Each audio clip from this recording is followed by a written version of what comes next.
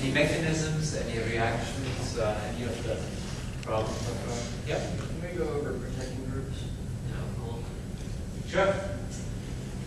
We can do that. Do you have one in particular in mind that I should start with? Not anything particularly, but say for tertiary alcohols, or tertiary ethers. Yeah, tibial ether, okay. Yeah, so when do we use protected groups, right? So protected groups are temporary functionalizations of groups that have some kind of an incompatibility with a set of subsequent transformations. So it's a temporary functionalization.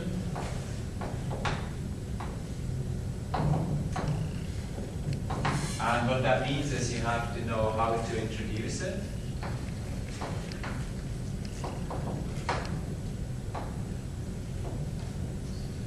And then you also have to know how it is removed.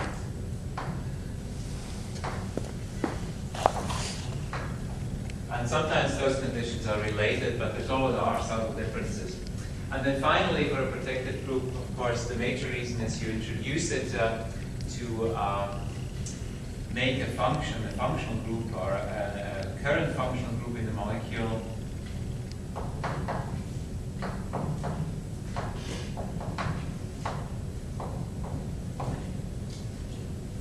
is protected from a set of conditions.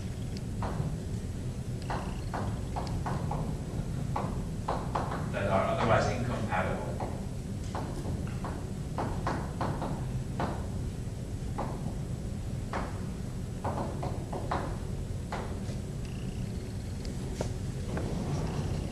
And so this has something to do, of course, with applications in synthesis.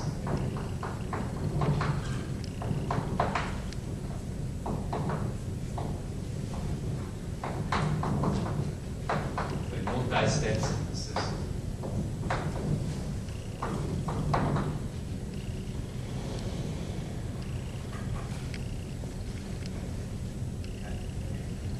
Okay, so protected group, temporary protection of one aspect of a functional group for application in synthesis. Again, it's important that you know how to introduce a protected group and then how to cleave the protected group. So, an example would be the protection of an alcohol when you make a Grignard reagent. So, if you want to make a Grignard reagent from a bromide, for example, bromobutane, that's very straightforward. If you have an alcohol in the molecule, then you would worry about the reaction of the Grignard reagent with the OH, so a protonation, and that might lead to a side reaction when you would essentially add a proton to the carbon, this carbon over here, and go out to CH2, and then you would generate O magnesium bromide. Okay, and that is not what you would like to have if you want to make the corresponding Grignard reagent. So in place of the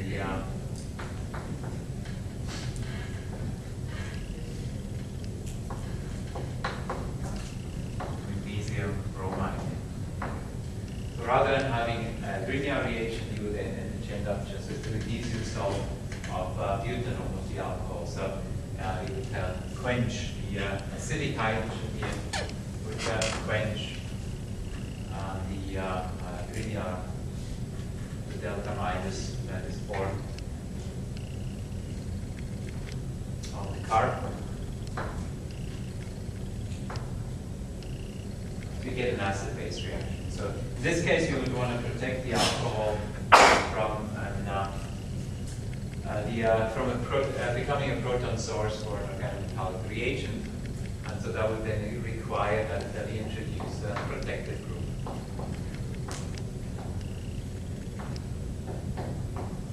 Okay, and then you can treat this as magnesium metal, let's say in diethyl ether, and now we have a fully functional organomagnesium reagent. once we've used this reagent, we would then, of course, want to clean the protected group to get the alcohol back. So what kind of protected groups could be used? Let me introduce two. So in this particular case, protected groups for alcohols.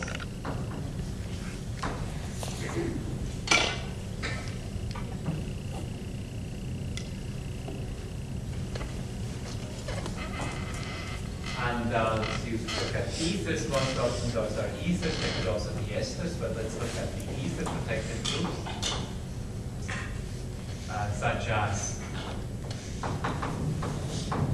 you do a methyl ether, a benzyl ether, and a T-butyl ether. So those would be three ether-type protected groups that would remove the acidic hydrogen and thus allow us to generate the corresponding Grignard reagent.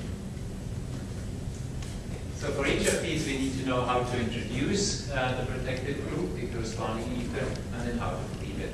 So I'm going to give you now the introduction of the protected group, or the synthetic sequence that leads to a functionalization so that you convert the alcohol to the corresponding ether.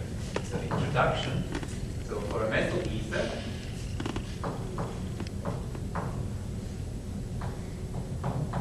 we'll take our bromoalcohol and treat it with methyl iodide under basic conditions, and we would use conditions such as use sodium hydride, or we could also use a milder base, so we could use sodium carbonate for this purpose. And so this is an SN2 reaction where you do a displacement.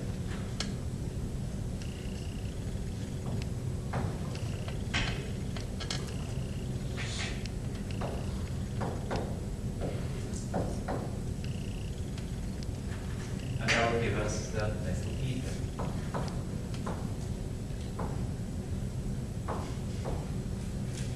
Minus essentially sodium iodide that would be formed.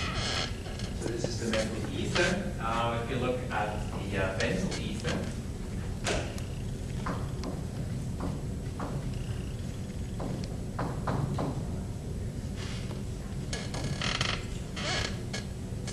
we would use benzyl bromide, and again some kind of a base to quench the HBr that would otherwise be formed.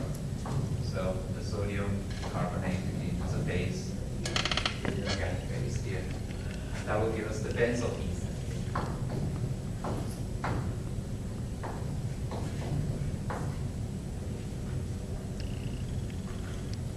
And then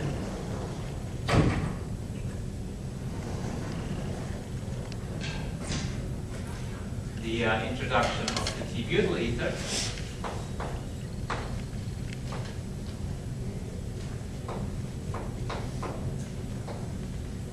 Then use a slightly different strategy. We would use isobutylene or 2-methylpropene and the catalytic amount of, let's say, sulfuric acid, is the butyl process. And under these conditions, we would generate through an SN1 reaction or an addition reaction beyond the double bond. Our T-butyl ether. Okay, so those are the three reactions for the introduction of the corresponding ethers, and the first two will be the Williamson ether synthesis. So both of these are examples of the Williamson.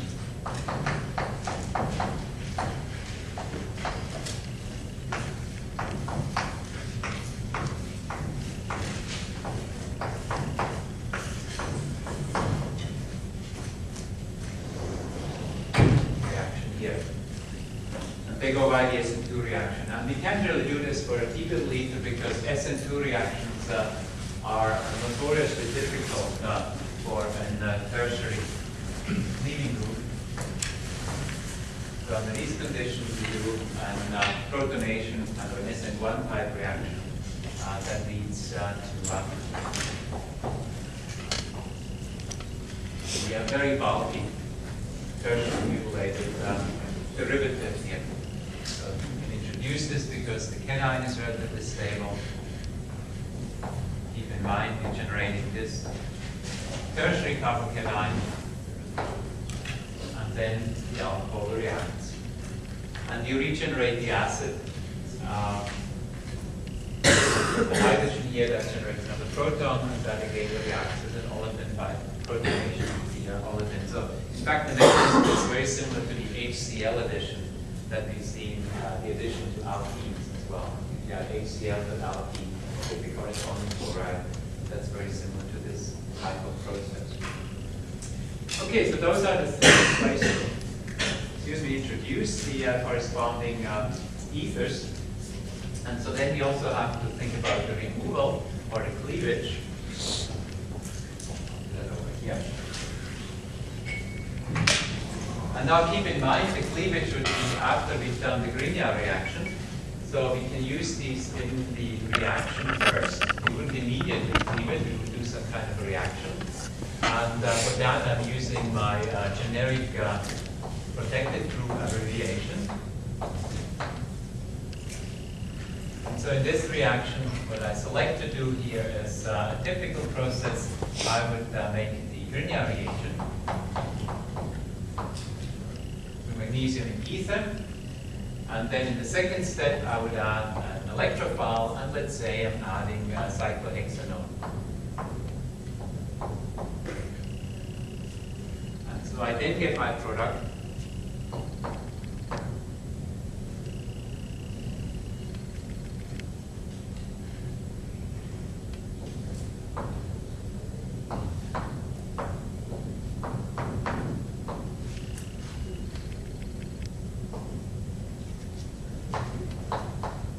Like this, a tertiary alcohol. And then I do a protected group cleavage.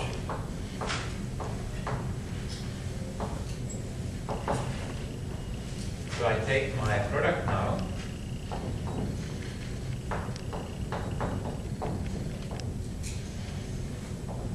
and let's say I have the methyl ether as my protected group. So I need a protocol that cleaves methyl ethers. And for example, I can treat this with HI, and that will regenerate my alcohol.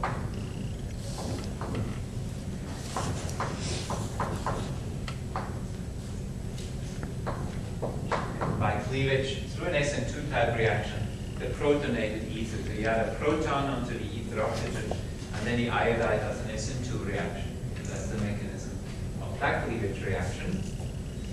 If I have the benzyl ether,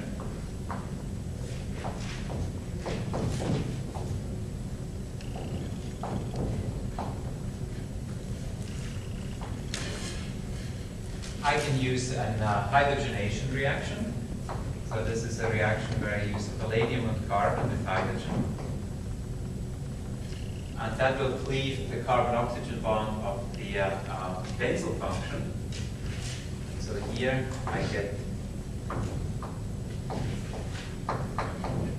the same product, the alcohol, but through this kind of hydrogen cleavage. And then finally the T-butyl ether.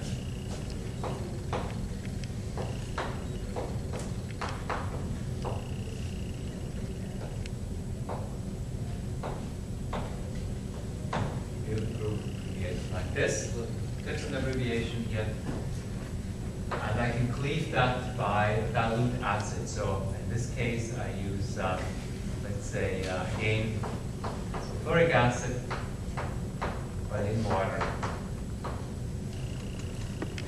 And under these conditions,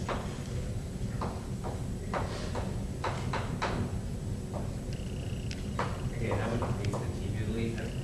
So it's either three actually different, very different conditions for the cleavage process.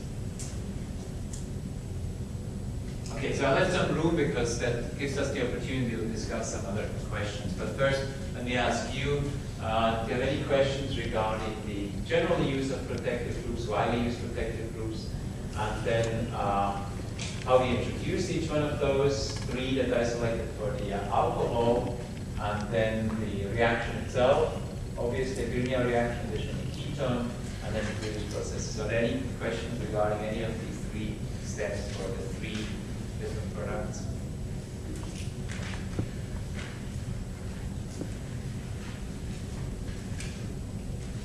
So I used the opportunity, of course, to go through some of the chapters we discussed, SN2 reactions, acid-mediated processes, village, everything's reasonably clear. Okay, that's good. That's good.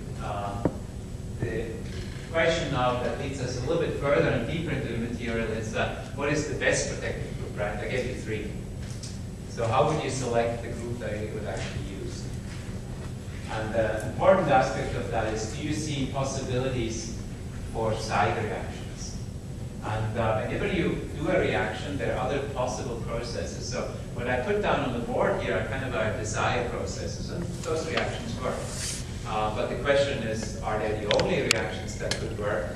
And are these in fact high-yielding or low-yielding reactions? And obviously, when we introduce a protective group, we would like to have a high-yielding reaction to introduce it. And then the same questions we can ask for the cleavage. Are there side reactions which would reduce the yield so that we would only get a little bit of the desired product, even though the reaction is essentially feasible? So let's look at this and consider some side reactions. And so that's very useful to think about that. Of course, for this reaction here, is there a possibility for another reaction to take place under these conditions? So, okay, we formed this, but then let's think about another product that could be generated from the same starting material. Anybody knows? You can have two major side reactions for this process here. So trying to think about what side reactions I could be talking about just for this reaction. I call this A.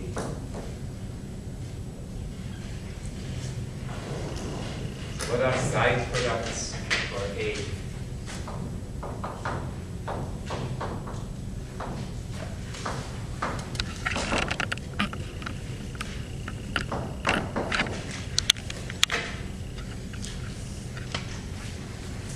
So that's a very good way to think about chemistry. Think about alternative reactions. That helps you to, of course, do the right selection. You would select the protected group that has the least number of serious side products, but it will also help you to kind of think about chemistry a little bit more in a broader context of connecting some of the dots of different reactions that we've covered. So based upon what you know, there are two side reactions that you should be worried about.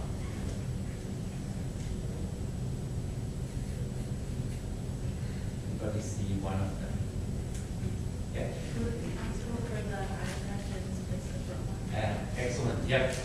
We form an iodide, and we know we can do a Finkelstein reaction with iodide on bromine. And so, since you form sodium iodide, which I mentioned, but I didn't put it down, but that's what forms here, the iodide could react in a Finkelstein reaction.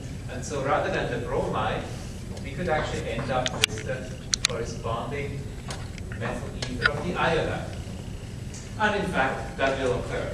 That is a definite side reaction. I can guarantee that under these conditions, you will get some of that iodide with an additional carbon.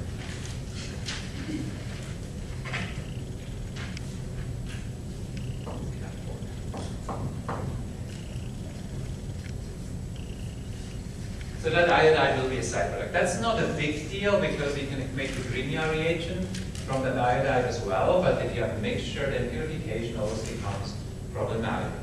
How would you fix this? Let's say it is something that now you notice, and can it be fixed? What's the best way to eliminate that side product?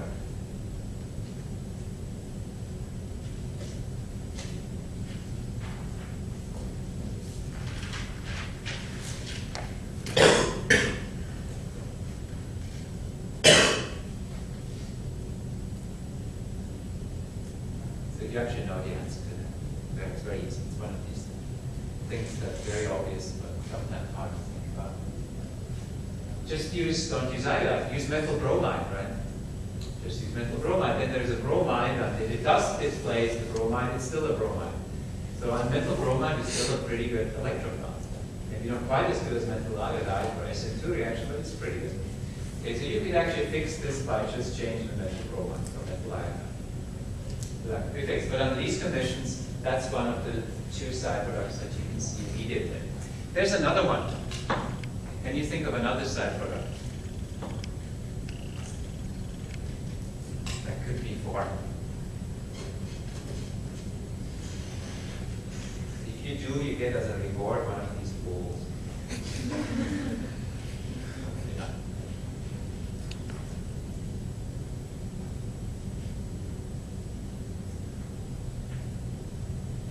So think Williamson, something that Williamson ether synthesis. We can make ethers that are linear, but we can also make other kinds of ethers. If it's not linear, it has to be cyclic, yes. So can we form a ring by an intramolecular Williamson reaction? Can we do that? We can, right? We can displace that bromide with the alcohol. We don't have to wait for the methyl iodide to come in. We can actually use that alcohol and displace that bromide. And what kind of ring do I get?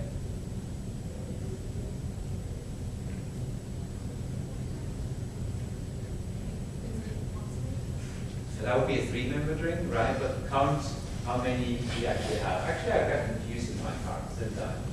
We only have 3 cards. So I put in an extra, but that was correct for me. First structure was correct. So I jumped from visual thinking because I was thinking of ethers already. But in this case, we have 3 carbons and 1 oxygen, that's 4, right? So we form a 4-membered ring. And that is not an oxyrane anymore, or an epoxide. So the 3-membered ring would be an epoxide. Anybody knows what the name of this is? This 4-membered ring with oxygen? How do you call it?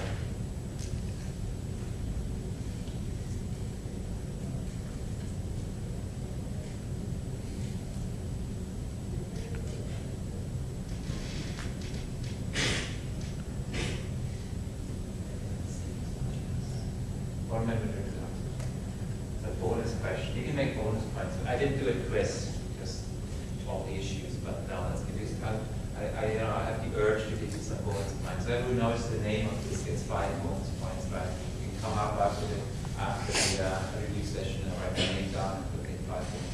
It would be oxycyclopentane, or oxycyclopropane, would it? -5. That's okay. Not nice. Everybody knows what it's called. It's a tough question. It's true bonus questions, right? It's an oxetane. Somewhere in the book. Okay. So it's a 4-membered cyclic ether. And the reason I smuggled in another CH2 group, obviously I wanted to give you a 5-membered ring, but that's a THF. Tetrahydrofurane would be the 5-membered ring, 1 more CH2 group. Give you a THF. That was what I was intuitively playing with here, but that of course I have the right 3 carbons now starting. Okay? So that would be the side product, intramolecular ether formation, intramolecular Williamson. Now, is that a big problem or a small problem? Hard to tell for you guys, right? It would be a big problem if this was a 5-membered ring, because 5-membered rings form readily. It also is a big problem for a 3-membered ring, because those also form readily. The 4-membered ring actually is relatively slow. So it's not going to be a big problem, but it will be a side product that you see. So intramolecular Williamson. If you can make a 5-membered ring, it will actually be a bigger problem. You'll have mostly 5-membered rings. Also 3-membered rings kinetically, in spite of their ring strain, actually form pretty quickly. And that's due to entropic reasons, because it's so easy to close the 3-membered ring, because the sleeving group is right across the straining. Okay, but those are 2 side products, and depending on how we run the reaction, this can become the major product, and this can become the major product. So those are things that detract from the use of a methyl ether. What about side reaction in this sequence? Similar side reactions, right? So if I go for the second sequence, and I call this B sequence here. You essentially have the same problem with the exception of this. You can't bond the iodine. I already have a benzyl bromide. So I already fixed this problem in the sequence B. So I don't have this side product, but I can still get the oxetane.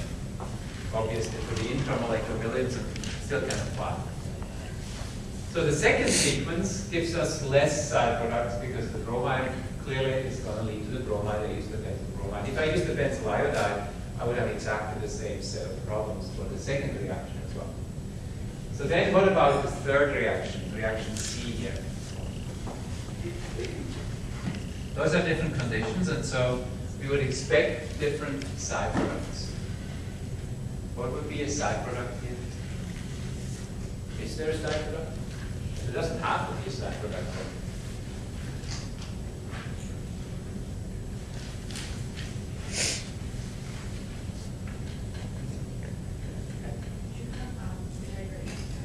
Yeah. So that's the main problem because obviously the sulfuric acid is the proton. It's going to attack here, formation of the cation, which we need to do the reaction, but it could also protonate here, and then we could eliminate, right? We could eliminate this. Is that a big problem? Probably not, because when you eliminate it, you get a primary carbocation. So the primary carbocations, they're pretty high in energy, so probably not going to get much of this elimination, but I'm going to put that down as one possibility in the acid-mediated reaction. We could get allyl bromide from the elimination, so that is true. Rearrangement less, right? Because we have a primary cation, of course we could do rearrangements, but in this chain, if you rearrange something, we still get primary carbocation. So there's not a driving force for the formation of a tertiary carbocation. Here, the only tertiary carbocation is really the one that we want from this species already. Okay. So this is a minor product, but it's still worthwhile, again, in the context, spirit of a review session, to mention elimination through acid catalyzed elimination of alcohols through protonation and hydroxy function, formation of the oxonium ion, and then, of course, elimination of water. Okay, very good. So, rough assessment from these, it looks to me like the sequence C is the safest, right? Because I mentioned this is probably not going to happen because it's a tertiary, a primary alcohol, and so this looks like it's the safest reaction. In these cases here, you have a little bit more of an assortment of possible side products. That's for the introduction. Okay. Now, during the reaction, these are ethers, and they're stable to the Grignard reactions. There's no proton anymore. All of these protective groups will do a good job in giving you a high yield in the actual Grignard reaction. So they fulfill their purpose. They really improve the yield. They don't protonate anything because there's no acidic proton. We have removed that, so the reaction works well. So then the only thing we have to look at again is the side reactions or side products for the cleavage reaction.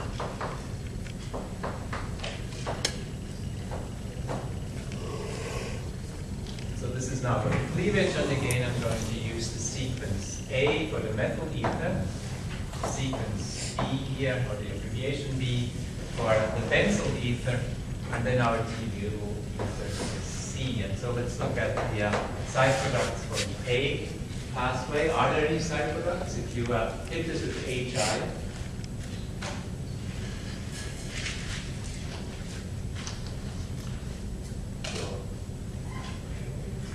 very strong acid and a pretty good nucleophile. Is that going to work out okay for this methyl ether? I mean, undoubtedly it's a side product, but is it going to be a major product, or what would be things you would expect? What about elimination? We already had that, right? Just before. Is that going to be a problem? Well, now we have tertiary alcohol. So HI protonates on the oxygen, it will definitely protonate on the tertiary alcohol, and so you get a carbocation. And then maybe the carbocation is trapped as iodine, maybe it eliminates, right? So here the elimination is a much bigger concern. And so definitely we'll get some elimination.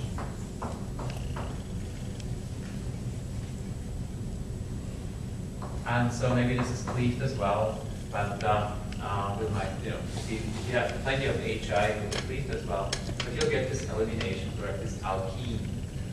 A lot of that. Maybe not a rearrangement because it's a tertiary carbocation, But you remember the acid catalyzed or acid-mediated, acid-induced elimination, that's definitely going to happen here.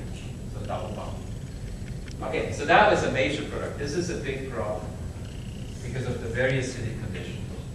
So this is a problem.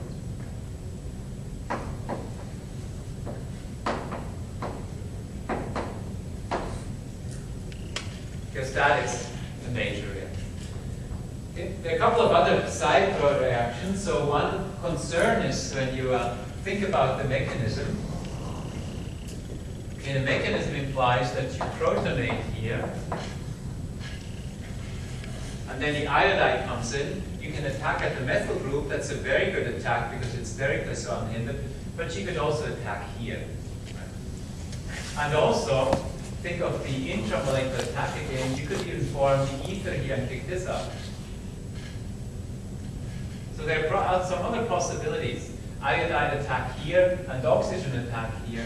That could also make this intermediate, not less than just do what you want it to do, which is undergo the iodide cleavage of the carbon-methyl group. So there's a few other side products, but none is as bad as this one.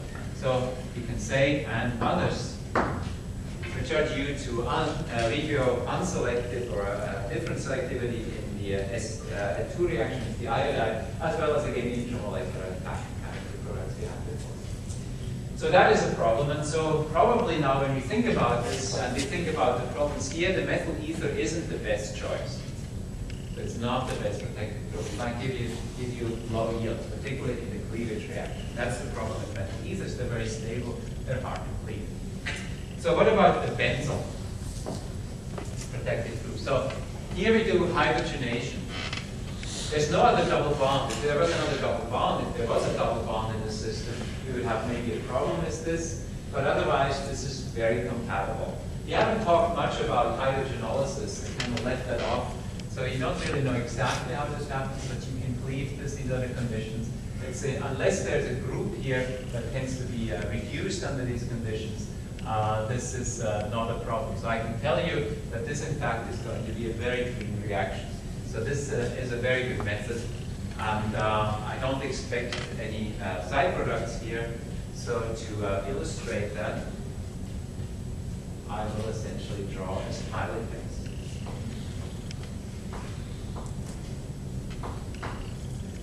So no side products. So that works. I haven't talked much about it, but it's a good removal. Okay, so that really validates the cleavage, but we have a little bit of a problem here. The benzyl ether is pretty good, what we wanted. What about our sequence C? This particular reaction. And that's similar to the conditions, the C acid conditions, but this is milder. Has water in there, just a little bit of acid, so this is a lot milder than the first conditions, but we could also get elimination. Just because the conditions are milder though, it is less of an issue, but we might get some elimination. What about the selectivity of the cleavage? Well, in this case, again, we form this carbocation through the protonation. The T-butyl the oxonium ion through the protonation, the T-butyl carbocation, of course, is a lot more stable than the methyl carbocation, or the methylene carbocation here. And so the selectivity is not a problem. The intramolecular attack could be a problem. So there could be other products, side products, and others. But the elimination isn't quite as big a problem because the acidic conditions are milder. So this is not as big a problem as here because of the milder acidic conditions. So we're not going to protonate this as much as we will protonate it in the first case where we have the methyl ether, but it's still not optimal. So it's a very interesting reaction because what turns out to be the optimal procedure to introduce a group, which would be for the T-butyl ether, is not the optimal procedure or the optimal set of conditions to remove it for this particular function. And so it's a compromise. But what you could try, for example, based upon this is, well, if you're really concerned about removing it, the benzyl ether would be the best. Even though we might have a little bit of a problem with this, but it's a good compromise because we know we can remove it later in the sequence. If you're mainly introduced in the introduction of the protected group, this is probably the safest way to go, the T-butyl ether, but we might have a little bit of elimination along the line in the removal of the protected groups. So you have to watch these conditions very carefully. Of course, it's reversible. What helps us here too is we can reprotonate here, and then the water can re-attack here, right? But on the other hand, this can also re-attack here, and so we might again have some side reactions coming from participation by this oxygen rather than the water and so on.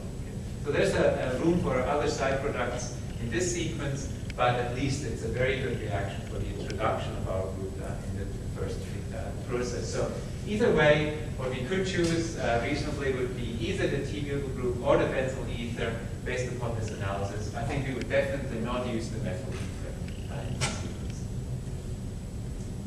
Okay, that was a long answer, wasn't it? Yes. But I utilize it, of course, to recapitulate, review some of the other pathways and make you think about the reaction sequence here. So there's a purpose for that. But that's the answer in terms of protection of alcohols. Now, you might ask, well, how do you protect other functional groups? And that's a totally different story because every functional group has its own set of protected groups. But again, that's something at this stage I think would be really only the kind of material that would be more significant later in the course. So in Chem 32, you're going to learn a lot more about other protected groups as well. So we'll add some additional protected groups, but that won't cover them. Most important here for Chem 31 would be the ether type protected groups. And those are the three major types that we just went through. Any other questions regarding any protective groups or any comment I made, anything I discussed so far? Regarding the side products or so on.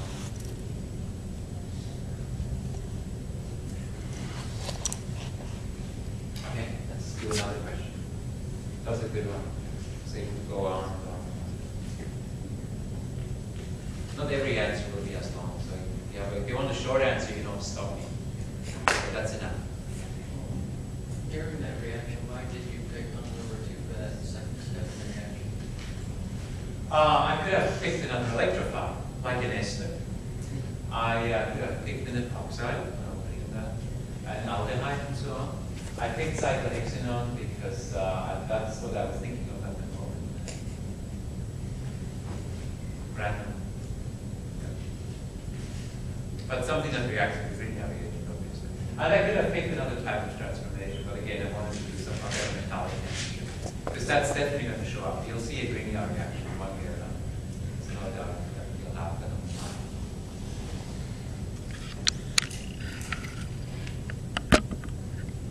Okay, any other questions? As I said, if you don't want a long answer, I'd be happy to stop at any point. Yeah.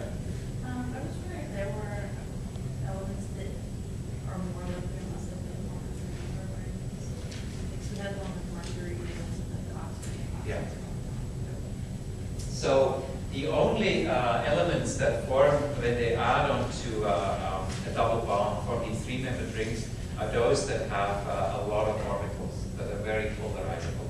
So it is really much restricted to, from the systems we looked at, to late transition metals like mercury. So I give you the answer of a late transition metal. What is a late transition metal? If you look at the periodic table, it's those elements that are metallic that are on the right side of the periodic table. Those have lots of orbitals and electrons, and they will be happily sharing those orbitals, and so is the double bond, and they kind of form complexes.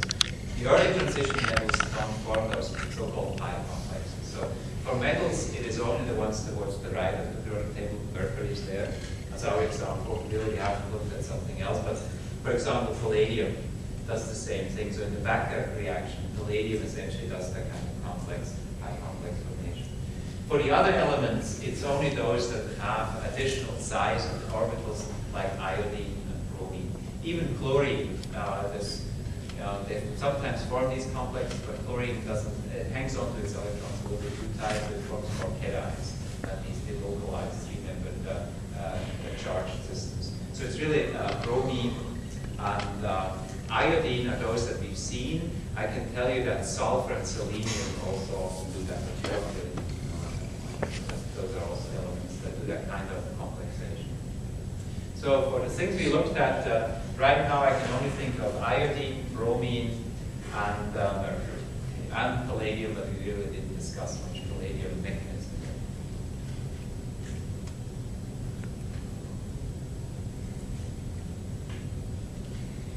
should, something that I can mention, give you time to think about other questions, is it's an interesting aspect to consider. There are resonance structures for, let's say, a bromonium ion that are quite interesting.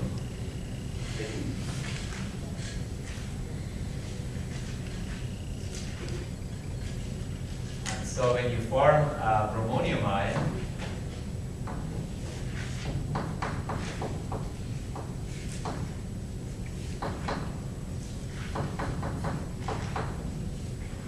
so you have to keep in mind that there are resonance structures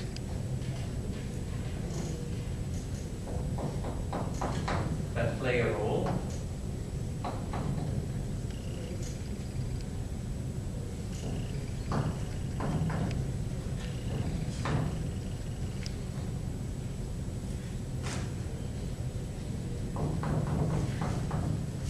And delocalize the positive charge.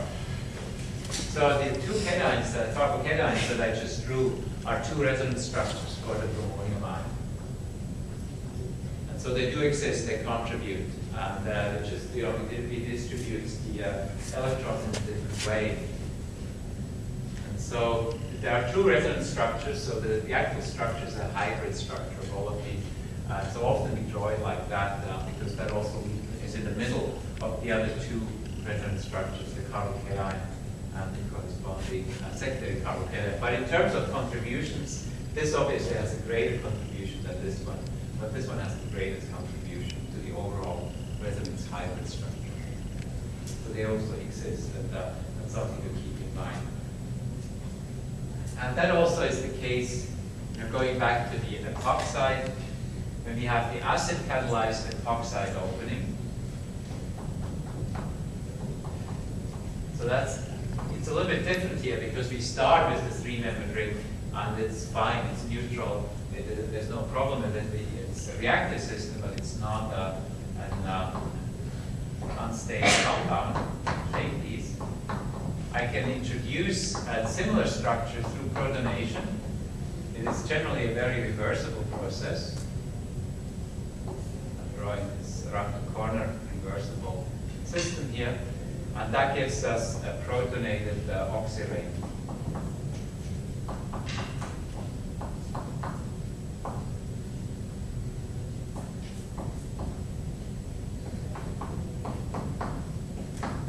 And again, this would have resonance structures. And I'm just going to draw one of them because they're symmetrical. But one resonance structure clearly is this one here.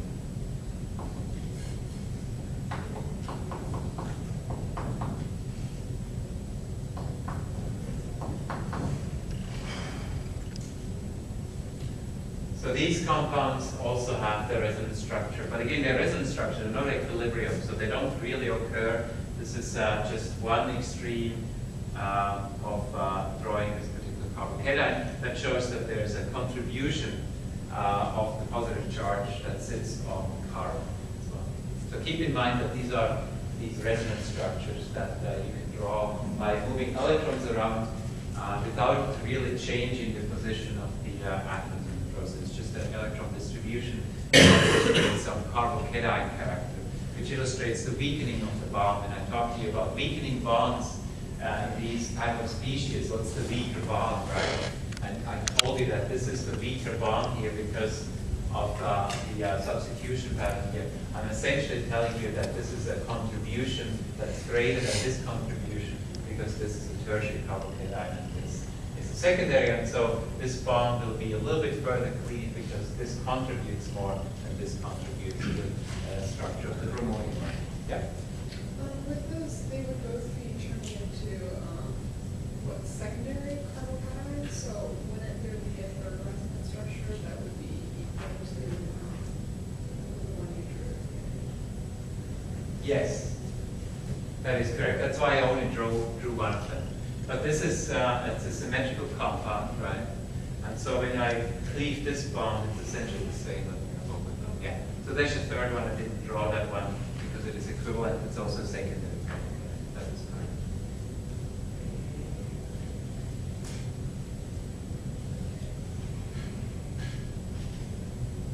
Okay, other questions? Yeah? Could you go over the mechanism for the oxidation of alkenes using OSO4? Yep. When it's hydrolyzed? Yep. So that is the conversion. It's one of the conversions that I summarized as oxidation reactions on alkenes, and it's the conversion of an alkene to the 1,2-diol.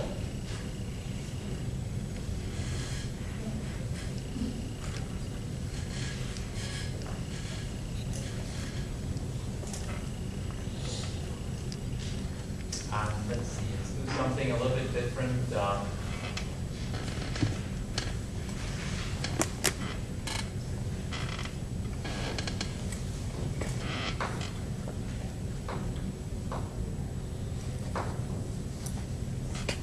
Let's do this on methyl styrene.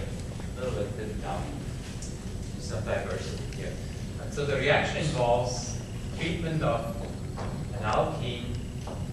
This reagent, osmium tetroxide. Osmium is a late transition metal, and it's at the very high oxidation level, +8 on osmium, because oxygen obviously is a lot more electronegative. And so the first reaction is this addition across the double bond that involves 6 electrons, where I drew the arrows going to the oxygen, then from oxygen going onto the osmium, and then this oxygen reaches over here on attacking the other terminus of the double bond.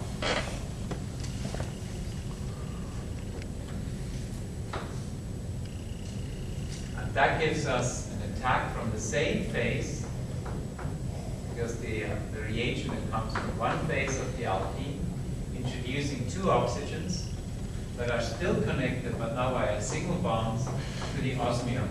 And of course, when you count now the electrons that are shared between the osmium and the oxygen, we go from +8 on osmium,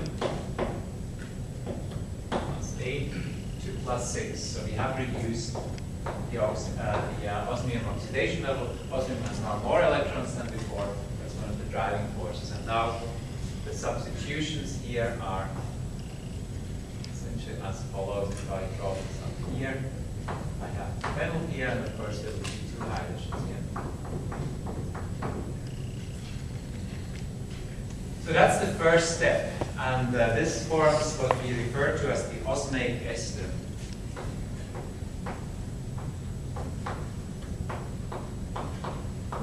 As an osmium, there isn't a derivative. And that's usually not what we want. So we want to have the diol, and so we add water to this in the workup, together with something that's further reducing the osmium, even lower oxidation state. That's usually sodium sulfite.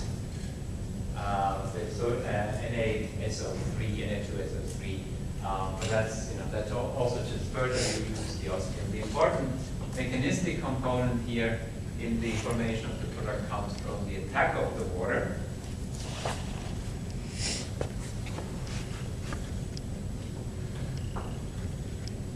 Which attacks on osmium, similar to attack on a carbon function. It's still a very reactive group.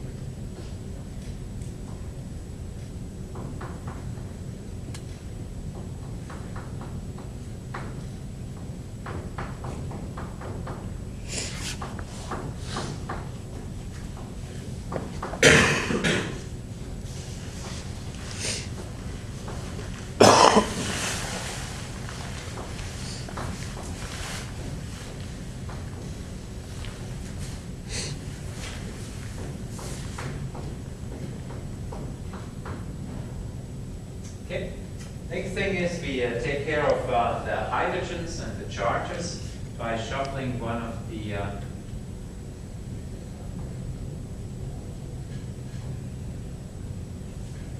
hydrogens from the oxonium ion to the alkoxide O-. That gives us a new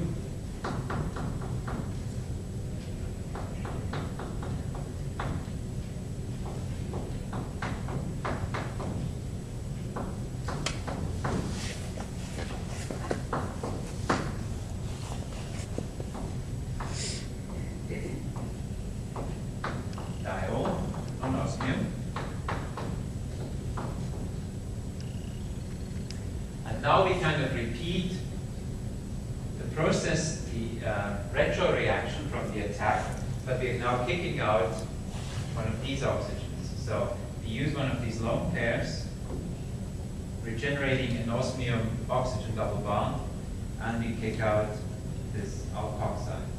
And I will continue with central force.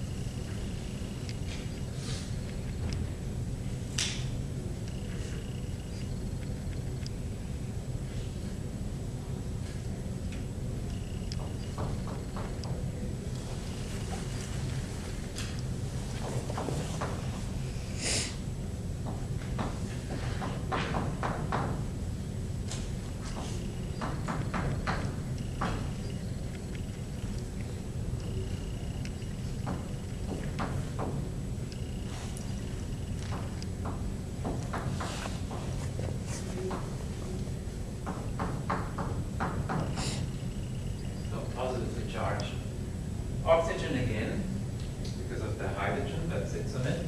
And so again, we now move the electrons so that we can compensate for the charges.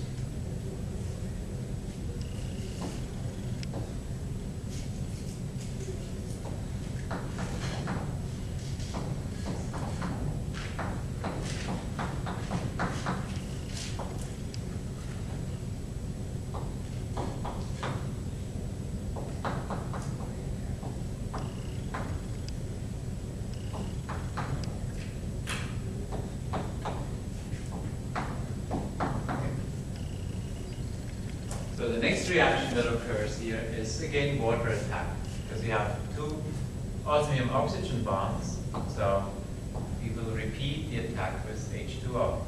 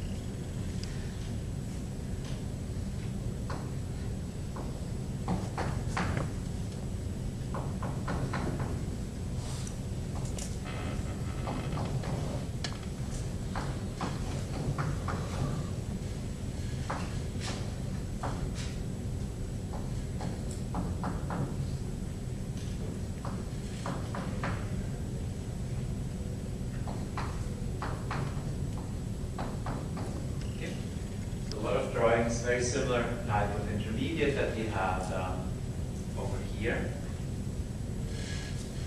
And so I can now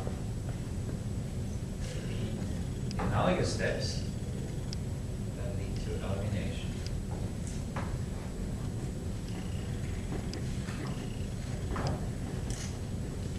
That gives us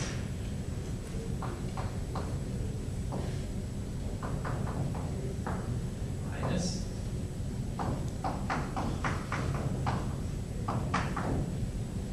osmium.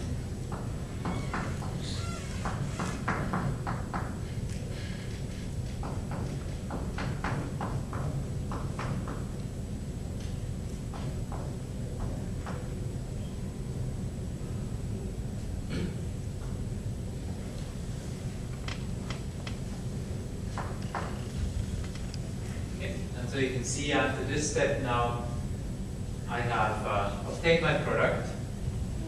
It has 2 hydroxy groups. And I have an osmium which has 4 oxygens, and 2 of the oxygens are hydrogen. So it's the same oxidation level as an osmium 6 again, but I have essentially replaced the 2 oxygens that were in my initial adduct here, the reaction product intermediate I got out with the combination of the 2 reagents. I have those replaced now with 2 water molecules. So rather than having these bonds here between the oxygen and the osmium in the hydrolysis steps, I have replaced those by bonds to water molecules, former water molecules that have come in and substituted through this so-called addition-elimination mechanism. So this is referred to as an addition-elimination mechanism.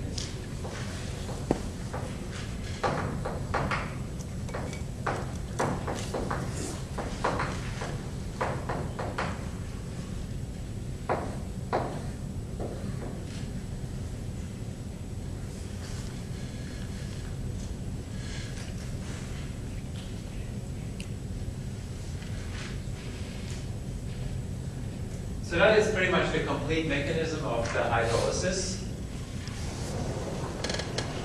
And it also applies for other types of transformations that involve this metal type adducts by sequentially replacing an oxygen metal bond here with a water metal bond through the attack and elimination. And there's lots of proton redistribution. So all of this also is often referred to as the hydrolysis step.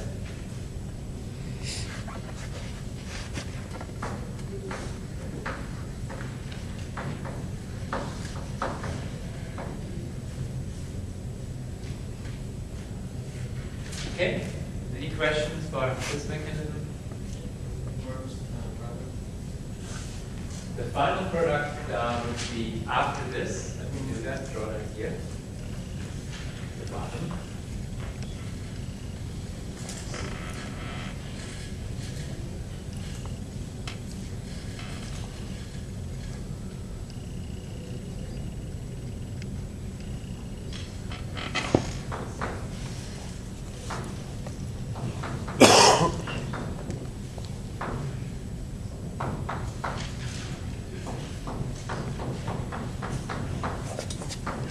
That's the product. And a couple of additional things that I can add in here is what steps are reversible. That's always good to consider the mechanism. So this step is reversible. This step is also reversible.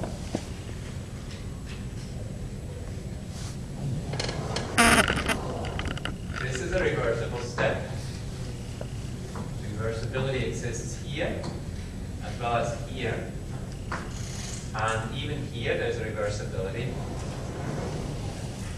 And in principle, you could go backwards with this one, but this is now an intermolecular acid-base reaction.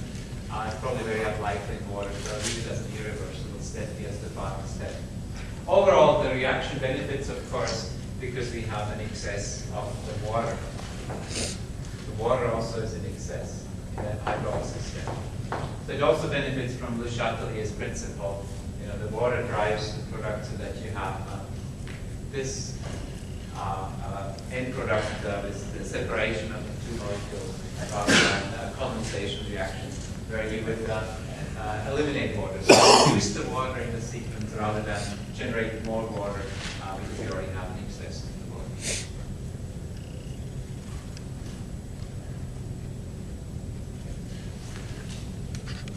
Okay, one last quick question. Anybody have?